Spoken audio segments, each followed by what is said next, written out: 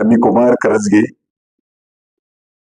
गेले 38 वर्षापासून मी जुने आणि बेकार कामगार संघर्ष समिती स्थापन करून एक आंदोलन केलं. त्याची पार्श्वभूमी सोलापूर शहराची भाग्य बेदाती आशिया खंडातील सर्वात असलेली दी सोलापूर स्पिनिंग मिल, त्या मिलमध्ये एकेकाळी 25,000 कामगार काम करत होते आणि त्या मिलमध्ये ती मिल 1865 स्थापन झाली आणि 82 पर्यंत समजा सोलापूरचं नाव जगात आलं. पण 1963 साली मिल मालक मोरगाने कामगार कपात सुरू केली आणि कामगार कपात सुरू केल्यामुळे कामगारांमध्ये फार मोठ्या प्रमाणात असंतोष निर्माण झाला आणि त्यामुळे काही कामगार अतिशय कामगार पुढाऱ्यांनी कामगारांच्या संपाकडे मालकांना दुरुस्त केल्यामुळे त्या पुढाऱ्यांनी त्या स्वाती मंडळीने मिल मालकाचा पुतळा मिलच्या गेटसमोर जाळला. कामगारांनी आपला पुतळा जाळला याचा मालकाला प्रचंड राग आला. त्या रागात मालकाने ही 28 स्थापन झालेली 16 भागमध्ये कायमची बंद केली आणि मिल लिक्विडेशन काढली गेली. मिलवर बँक ऑफ बडोदा, केंद्र सरकारचे देणे होते, सर्व आपले पैसे क्लेम दाखल केले कोर्टामध्ये, लिक्विड निघाली. पण गरीब कामगारांच्या कष्टाचे पैसे क्लेम मालकाने आपल्या पैशाजवळ कामगार पण हातात धरून ते कोर्टात दाखवून दिले. 1967 साली हायकोर्टाने सदरची मिलची मशिनरी वितरण मालमत्ता ऐकून सदर सूटमधील सर्व देण्यासाठी त्यांच्या विलंबाची विकण्याची ऑर्डर केली. आणि आज त्या सोलापूरच्या जनतेला सांगतोय की एवढी मोठी प्रचंड म्हणजे अति तलमगाड्यापासून ते मिलिटरी म्हणून तंबूपर्यंत करत असलेली या मशिनरी फक्त 1 कोटीच्या आत विकले गेले नाही. त्यात कोणाचे पैसे मिळू शकले आणि कामगारांचा क्लेम दाखल नसल्याने बिचाऱ्या 15 ते 16,000 कामगार होते त्यावेळेला मिल बंद असताना त्यांचा एक नाल पैसाही मिळू शकला नाही. त्याच एका मिलच्या कामगाराचा मी मुलगा 17 पासून मिल कमी बंद होत होती. गरीब म्हणून माझं शिक्षण होऊ शकलं नाही, पण घरामध्ये मी कामगार चाळीत राहत होतो. हमेशा सण मारावले की कपडे घ्यायचे नवीन, पुढे थांबा आपले मिलचे पैसे आणून आपण मला कपडे घेऊ, असं हमेशा सांगितलं जात होतं. ते मनात होते. पण 1928 साली आम्ही मोठे झालो, काम करत राहिलो, समाज फिरत राहिलो. मी असंच माझ्या शिलाई मशीन दुकानात होतो, मी बसलो होतो आणि हायकोर्टाची नोटीस वाचली. जुनी मिलच्या जागा हे लिळत विक्री काढलेले आहेत. मी खुश झालो. वडिलांचं स्वप्न होतं, मी चाळीत राहत होतो, त्या शेकडो गरीब कामगार स्वप्न होतं की त्याचा पैसा. मी बॉम्बेला गेलो आणि कोर्ट रिसिव्ह कार्यालयात जाऊन चौकशी केली की आता तुम्ही जागा विकतात पण गरीब कामगार पैसे केव्हा मिळते. त्या टायमाला हायकोर्ट रिसिव्ह खाडे साहेब म्हणत होते. ते मॅडम हसले. मी म्हणलं काय झालं साहेब? म्हणले जमिनीच्या जागा विकतो, कामगारांचा पैसा का, तर कामगारांची क्लेमच दाखल केली नाही, त्यामुळे कामगार पैसा देत नाही. त्यावेळेस समजलं की सोलापूरच्या राजकीय कामगार पुढाऱ्याने कामगारांची घोर फसवणूक झालेली आहे. पण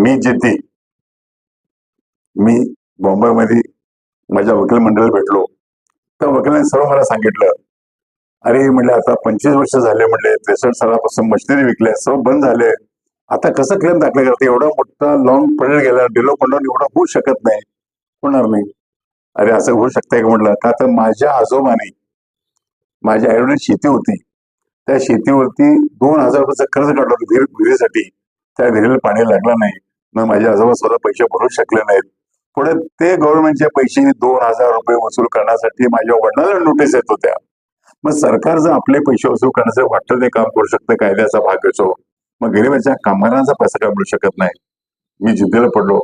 तो हायकोर्टाच्या बार म्हणजे वकील लोकांचे बार चेंबर रूम असते, 36 नंबर चेंबर मध्ये असं होत असताना काय सभा बघील त्यातला एक म्हणजे बॉम्बेचा एक मोठा वकील होता चांगला, CN नायर आणि अनिल जाधव.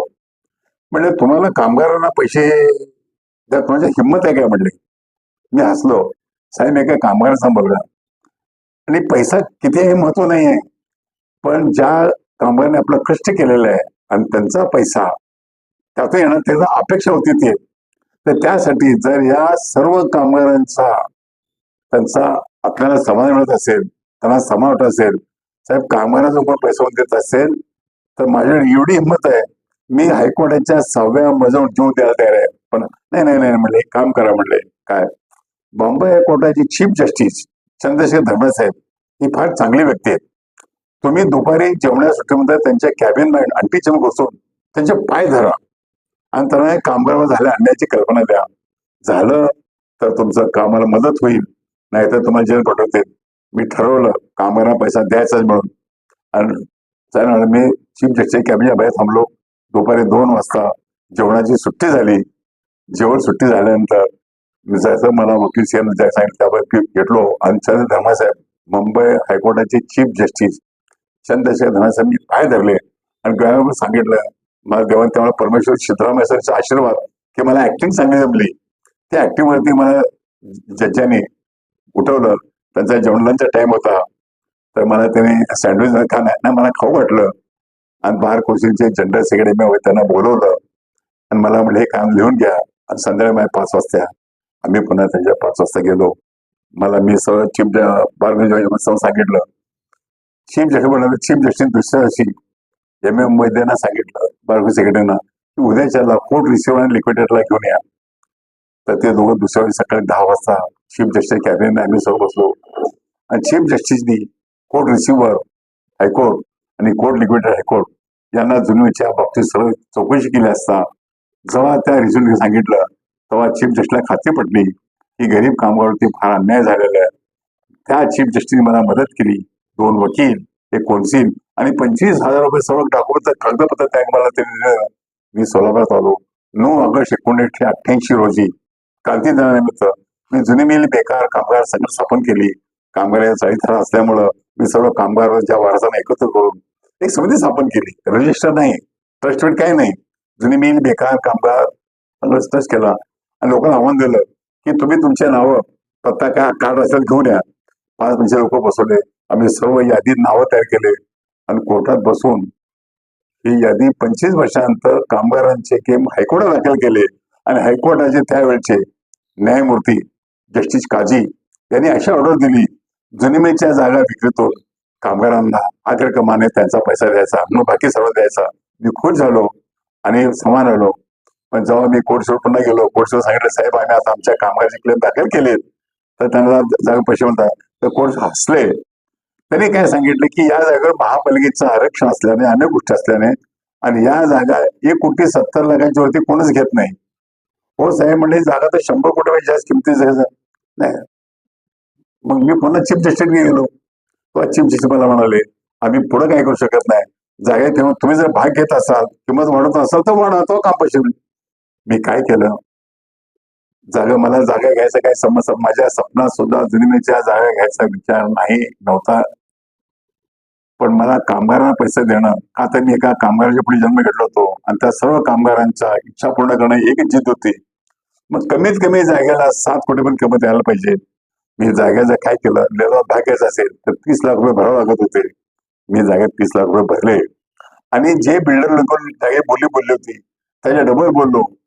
गोंधळ करून सोलापूरचे बिल्डर, पुण्याचे बिल्डर, बाहेर काम अनेक मोठमोठे उद्योगपती सध्या होते. लिलाव थांबला गेला. पण मी 25,000 कामगारांचे क्लेम दाखल केले आणि लिलाव भाग घेतला. हे समजून सोलापूर आलो तर खरं सांगतो सोलापूर लोकांना त्याकडे सोलापुरातील अतिप्रतिष्ठित असे सोलापुरातील डॉक्टर वळसंकर, केळकर, तुळपुळे, बिहार कुलकर्णी, वेळगळसाची, रंगाण्णा वैद्य त्या पण लोकांनी माझ्या घरात, मी चाळीत राहत होतो, माझ्या चाळीत घरातून माझा सत्कार केला. मग त्याने विचारलं हे समजा काय करणार तुम्ही, म्हणलं काय नाव, म्हणलं मला कामगार, मी मग सर्व गोष्टी जे आता जे तुम्हाला बोललोय हे त्यांना सांगितलं. मी असं जर लोक कमी केलं तर त्याने म्हणले तुम्ही एक काम करा. म्हणले मी काय करणार, म्हणलं मी म्हटलं 7 ते 8 कोटी पण किंमत वाढवणार आणि लेलो माघार घेणार. मी कुठे लेलो घ्यायचं. तर तेव्हा या प्रत्येक लोकांनी सांगितलं मला खरंच की तुम्ही एवढं धाडसाचं काम केलंय, 25 वर्षात कामाला काम केलंय, मग ही जागा जुनी मिळची सोलापुरातील स्वार्थी बिल्डरमध्ये घेऊ लागलेत, त्यापेक्षा जर तुम्ही सोलापुरातील सर्वसामान्य नागरिकांना 1,000-2,000 प्लॉट दिले तर तुमचं किती म्हणणं हवं. म्हटलं साहेब मला फक्त काय हे करत असेल, तुम्ही लोक जर मला मदत करत असाल, तुम्ही सर्व लोक जर मला साथ देत असाल तर काय हरकत नाही. म्हटलं मी आता जुनिमेच्या नावाला 30 लाख रुपये भरून लिलावात भाग घेतला केलेला हे सर्व एकत्र आले. त्यांनी म्हणले ठीक आहे, एक ट्रस्ट निर्माण केला. आता दुसरं तर बोलता येत नव्हतं. जुनी मिलच्या लिलावात मी भाग घेतला होता. कोणत्या नावानं? जुनी मिल बेकार संघ समिती, एक रजिस्टर नव्हते. मी कामावर जागा किंमत वाढवण्यासाठी भाग घेतला होता.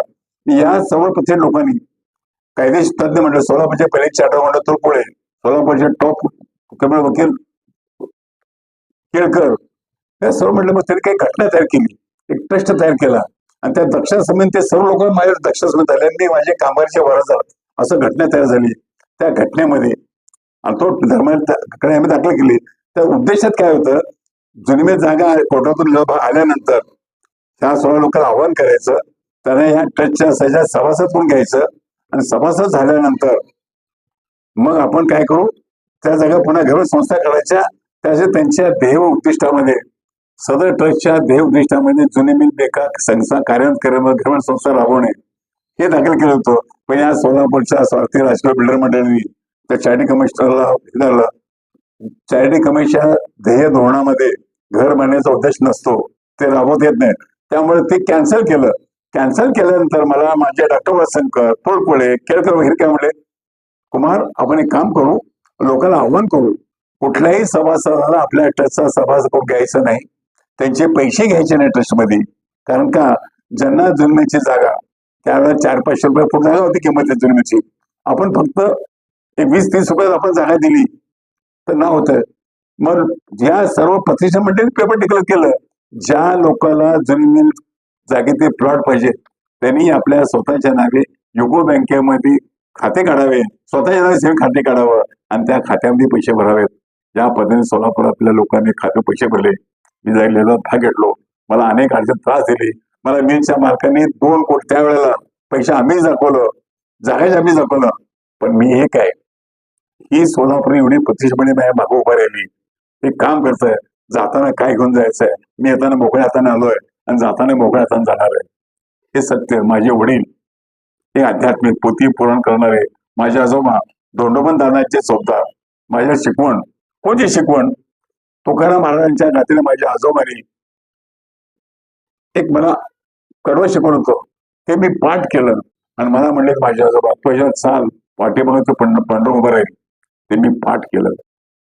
काय असेल ते ऐका. आज तुमच्या माध्यमातून, तुमच्या या माध्यमातून आज ते माझ्या एवढं भरपूर काम लोकांनी हे केलेलं आहे. पण खरं सांगतो, तुम्ही आज नाही का राहणार, मला सर्व विचारणा केली, बोललात आपण. एक तेव्हा माझं कडवं मी पाठ केला तुम्हाला सांगतो आणि सर्व जनतेला माहिती आहे कुमार गदाची भावना काय आहे. कुमार गदाला ज्या जागेतून 1 पैशाचं मला घ्यायचं नाही. आज मी जी शाळा उभा केली, 30 लाख रुपये मी डिपॉझिट भरले होतो, त्यासाठी 30 रुपये मी 1 लाख रुपये जागे आणि खरेदी करून घेतली. मला ते त्या सांगायचं तर तो कोणतं ते माझ्या आजोबा शिकवलं, माझ्या वडिलांनी शिकवलं. मी कसल्याही अडचणी मात करत मी यशस्वी का झालो, एकच तत्व होतं, म्हणजे जन्मतेचं मुळं पाहिणं शोधूनही दुःखासी कारणे जन्म घ्यावा, पाप पुण्य करूनही जन्म येतो प्राणी, नरदेहायोनी हानी केली, रजतम सत्व आहे ज्याचे अंगी, याचं गुण जगी वाया गेला, तब म्हणजे काय नरदेचं केवळ रजत सबळ वाया जाणं, तुका म्हणे येथे सत्वाचे सामर्थ्य करावा परमार्थ हरणीसी, अरे सदा परमार्थ करावा पायना ठेवा आडमार्गी, आडमार्गी कोणी जनते जातील त्यातून काढिलं त्वचित ज्ञानी खरा तारी तुझी असी, वेळ कशी शरण जावे, आपण तरेलं नव्हे ते नवल, आपण तरेलं नव्हे ते नवल, कुळ उधरली इतरांची जो. या एकाच तुकारामाच्या पंक्तीमुळे मी आजपर्यंत काम करतो, 40 वर्ष काम करतो. आणि आज मी काय करतो, मी काय दानधर्म करायला माझ्या काय कामावर जन्मलोय, पण या सोलापुरातल्या प्रतिष्ठित मंडळींनी जो माझ्यावर विश्वास ठेवून माझ्या पाठवून मारलं. पण सोलापूरला काय कॅलेंडर जसा आता हे अडके नागपूर हे लोक जे गोंधळ करतात, असे त्यावेळेस भरपूर लोक होते माझ्यावर करणारे. त्यामुळे पैसे सर्व जप्त झाले. हे जप्त झालेल्या सर्व लोकांचे पैसे मी कोर्टामध्ये दावा दाखल करून ते कामगारांना वाटप केले आणि या लोकांना जागा मिळवून देण्यासाठी मी संप केला 10 वर्ष. आणि खरं सांगतो सर्व जनतेने, मी यातलं जे बोलतोय एक शब्द जरी खोटा असेल, मी सोलापूरच्या सर्व जनतेच्या माझ्यापैकी सर्व काही प्रूफ आहे. आज तुम्हाला सर मी काही प्रूफ का दाखवलेच. एकच माझं म्हणणं आहे फक्त, की त्या लोकांना मी वचन दिलं होतं, डॉक्टर वसंकर तुळकर म्हणले कुमार आपण यात पडलो, पण या 800-900 लोकांचे पैसे जप्त झाले, आमच्या जीवनामध्ये शेवटला जाता जाता हे कलंक आम्हाला लागतोय. त्याला मी त्या लोकांना हात जोडले. डॉक्टर साहेब, रंगाना वैद्य, विहार तात्या, तुम्ही पत्रकारांनी माझ्याकडे खंबीर उभारलात आणि तुम्हाला नाही, पण मी तुम्हाला वचन देतो की मी या लोकांची एकतर त्यांचा पैसा परत देईन, आपल्याला जाणून देईन. त्या टायमाला त्यांनी असं केलं आणि त्यांना मी वचन दिलं. आज जुनीमेल जागेसाठी ज्या लोकांना मी वचन देऊन 30 जागा दिले, त्याला 17 लोकांना बांधकाम राहतात. म्हणजे 30% लोकांनी तुमचा एक पैसाही हातात न घेता मी तुम्हाला कायदे रकमाचं तुमचं वांदा काय चाललंय, कायदेशीर रकमा तुम्ही भराव्यात आणि तुमच्या 30 आज तुम्हाला 30 जागा तो आहे. आणि आज तुमच्या चॅनलच्या माध्यमातून एवढं सांगू शकतो पैसे लोकांना, आज हे मी त्यावेळेचा शब्द होता कोणासाठी, ज्या डॉक्टर असं ह्या प्रत्येक लोकांच्या शब्दात आज तुम्हाला 30 रुपये फुटण्याची जागा 3,000 4,000 रुपये फिजिकल फूट आहे. 30 जागाचा आज तुम्हाला मी 30 रुपयेच देणार. तुम्हाला कायदे रकमा भरा. तुम्हाला काय देतोय तुमच्या तुम्ही तर एकदम म्हणजे असे की तुमच्या कशात गणनेच करता येणार नाही. फक्त मी माझ्या प्रतिष्ठ लोकांचे वचन दिले, त्या वचनाला साध्य राहण्यासाठी मी तुम्हाला जागा जे बोललो होतो त्याला दिलेला शब्द लपणं कसं आहे. आता माझ्या पडलोकात एक व्यक्ती सुद्धा जेवण नाही, फक्त माझे ॲडव्होकेट रिझोड एकटे जिवंत आहेत आणि ते बिचारे एकटे माझ्या पाठीमागे असतात. मी एवढं सांगेन की मी जाताना संकट काही घेऊन जाणार नाही, फक्त एवढंच घेऊन जाऊ शकतो. जे वर गेले माझे सर्व जे प्रतिनिधी साथ देऊन माझ्या दक्ष समजले, तुम्हाला मी वचन दिलं होतं खाली, त्या लोकांसोबत जागा देऊन लागेल. पण तुम्ही लोकांनी काही लोकांनी 2014 कोर्टात केस दाखल केलेत. कुमारने आम्हाला जागा दिलेली आहे, पण आमच्या गावात आडवं येऊन म्हणून कोर्टात केस दाखल केलेले. का तर महापालिकेबरोबर उमा आमच्या संस्थेने करार केला. महापालिकेचं सदर जागेवर रिजर्वेशन आहे, ते काढण्यासाठी महापालिकेबरोबर लेखी करार झालेला आहे. ते कराराची रक्कम देणं प्रत्येक जबाबदारी आहे. त्यासाठी हे लोक उपद्रव करतात, तक्रारी करतात खोट्या. आज विचार करा, मला 2017 साली या लोकांचा 1 लाख पैसे हातात न घेता यांना चिठ्ठ्या पडून 9 साली यांच्या 1 ते 10 सोसायट्या स्थापन त्यांच्या ताब्यात जागा दिल्या असताना सुद्धा कुमारने आमची फसवणूक केली. हे दिलं आतापर्यंत त्यांनी पुष्कळ दिले. 2001 पासून चालू त्याचं. पण 2017 साली या सोलापुरातील ज्या बिल्डरकडून मी पैसे घेतले होते, त्या शहरामध्ये अनेक लोक जागा दिल्या, त्यांच्या अनेक गोष्टी होत्या. ज्या लोकांना श्रम असेल, स्वयंवशींचे बिल्डर असतील, या लोकांनी शहरातील शेकडो लोकांकडून 40-50 कोटी रुपये गोळा केले आणि त्यांना फसवलं त्या लोकांना. मग त्या लोकांना मदत करण्यासाठी जेव्हा मी या स्वयंवशींच्या यांच्या विरोध केल्यानंतर हे सर्व एकत्र आले आणि कुमार कधी आमची फसवणूक केली म्हणून मला खोट्याकडे केलं, पण मला काय होत नव्हतं. पण पोलीस खात्याला प्रचंड पैसे देऊन माझ्यावरती खोटे गुन्हे दाखल केले. परमेश्वर पाठीमागे असतो.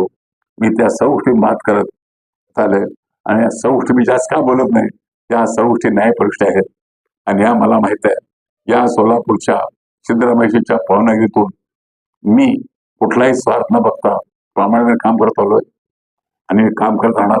एवढं सांगेन, तुम्ही जे माझ्यावर तक्रार करता, माझ्यावर तक्रार करा, ते बरं नाही, पण ज्या सोलापुरातल्या प्रतिष्ठित व्यक्तीमुळे तुम्ही पैसे भरलात, तुमचे प्लॉट ताब्यात घ्या, मग माझ्या भांडण करा.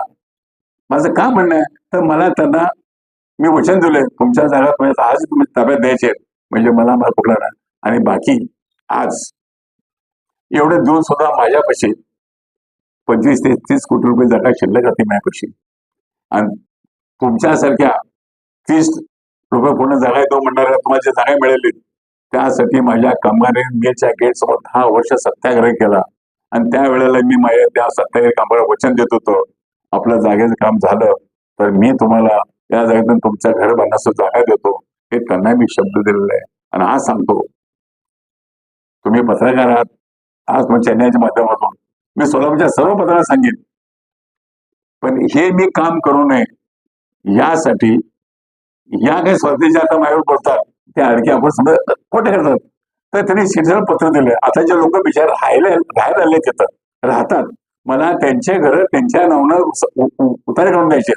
महापालिकेने ठरल्याप्रमाणे त्यांना आपण जागा द्यायची आहे. आम्ही सर्व एकत्र आलो, पैसे तयारी केली. बोलतात या लोकांनी एक सिटी सरळ पत्र दिलं, मी सेक्रेटरी आहे, मी अध्यक्ष आहे, ते या जागी मोजणी करू नये. त्यामुळे लोक राहिलेले आहेत आणि जाणीवपूर्वक असे खोटं काम करणाऱ्या लोकांची ठेवू नका.